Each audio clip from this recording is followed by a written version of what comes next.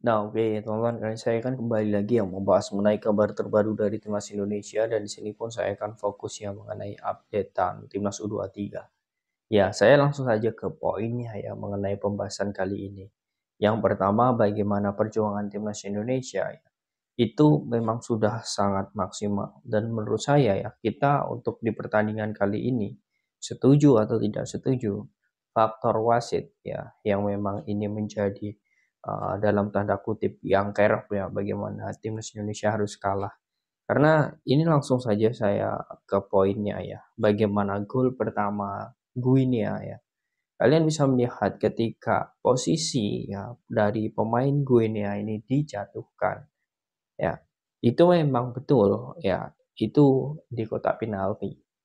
Tetapi kalau dari peraturan yang memang dilakukan oleh wasit ya, itu seharusnya di mana kontak itu dilakukan. Dan kontak witan itu tipis sekali mengenai pemain dari Guinea itu di luar kotak penalti. Karena proses cepatnya ya dari bagaimana lari dan juga benturan sehingga ya memang di situ wasit melihat ya bahwa benturan itu di dalam kotak penalti.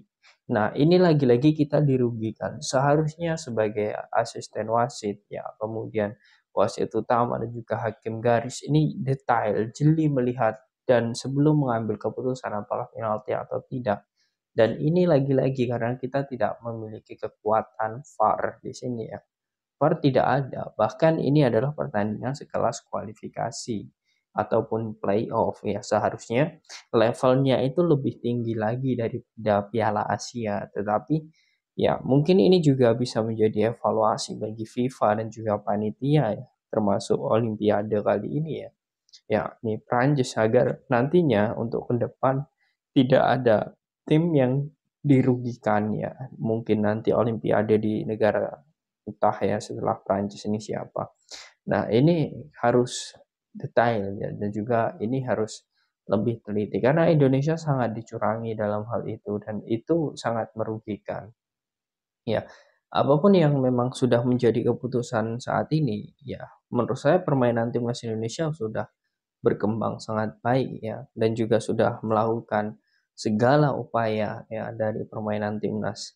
Memang ya faktor dari beberapa laga saat di Piala Asia itu berpengaruh ya, yakni di fisik terutama. Saya melihat bahwa fisik dari para pemain timnas Indonesia itu belum pulih 100%.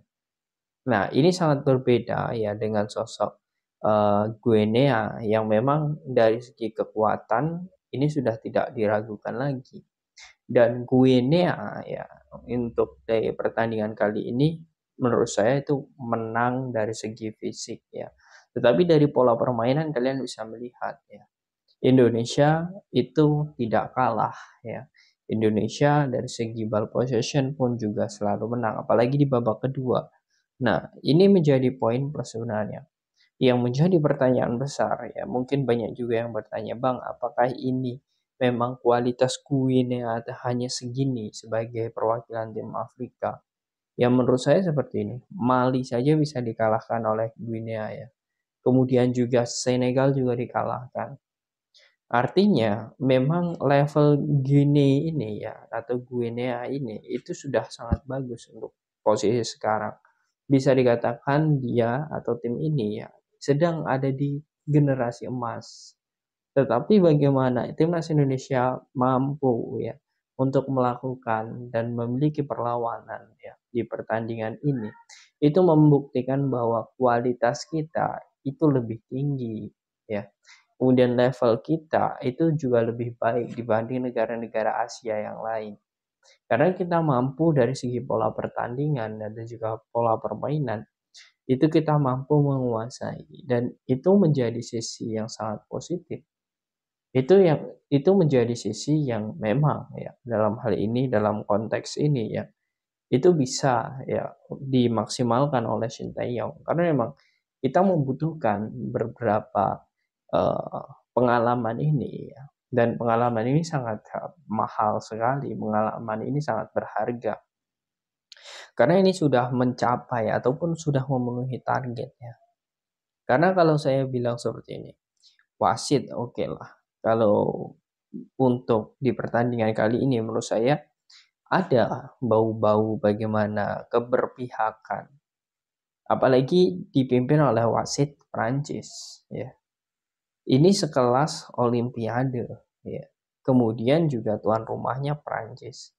Kebanyakan pemain-pemain Guinea ini ya itu bermain di Liga Prancis dan lahir pun juga di Prancis.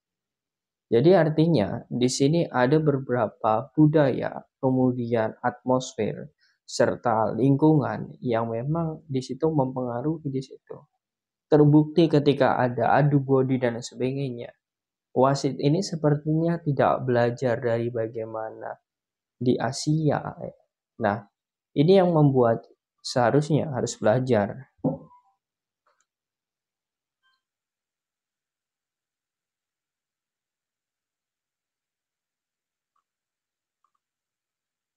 Nah, kemudian di sini pun kalau dilihat ya dari permainan tadi, seharusnya ini bisa menjadi pelajaran ya, bagi untuk panitia khususnya karena ini sudah tidak melewati target lagi ya. Ini bisa menjadi peluang sebenarnya bagi timnas Indonesia karena memang dari segi pengalaman ini kita sudah bagus ya. Dan artinya untuk di generasi selanjutnya ya ini diharapkan ya ini termotivasi apa yang sudah dilakukan oleh Witan Sulaiman dan kawan-kawan. Karena untuk sampai di fase saat ini itu sangat luar biasa.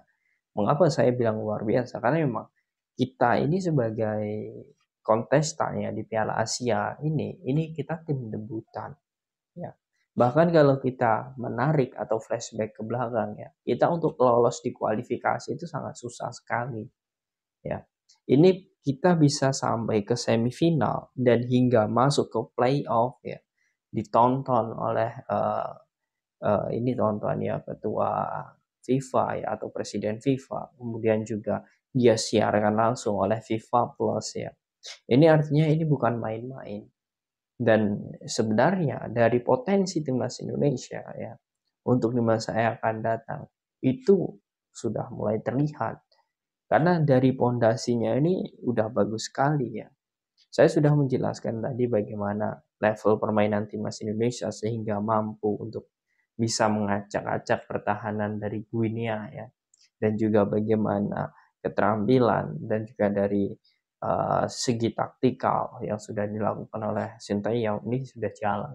Nah, ini kita tinggal menunggu momen saja agar ke depannya kita bisa mengevaluasi diri bahwa sebenarnya apa yang sudah dilakukan Sintayong dan juga Erick Thohir dan juga beberapa stakeholder itu sudah di jalan yang tepat.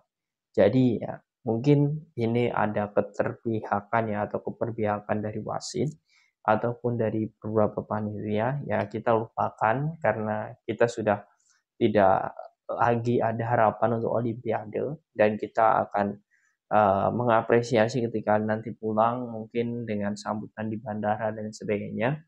Dan menurut saya itu sangat perlu sebagai bentuk apresiasi karena sudah lolos di empat besar itu prestasi yang sangat luar biasa yang sudah ditembus oleh pelatih timnas Indonesia Sintayong dan juga beberapa pengurus PSSI dan juga seluruh supporter timnas Indonesia. Nah, bagaimana menurut kalian teman-teman dengan permainan timnas Indonesia dan beberapa kejanggalan yang dilakukan oleh wasit? Apakah kalian dengan permainan timnas Indonesia tadi, kalian yakin timnas akan lebih sukses di masa yang akan datang? Silakan kalian tulis di kolom komentar.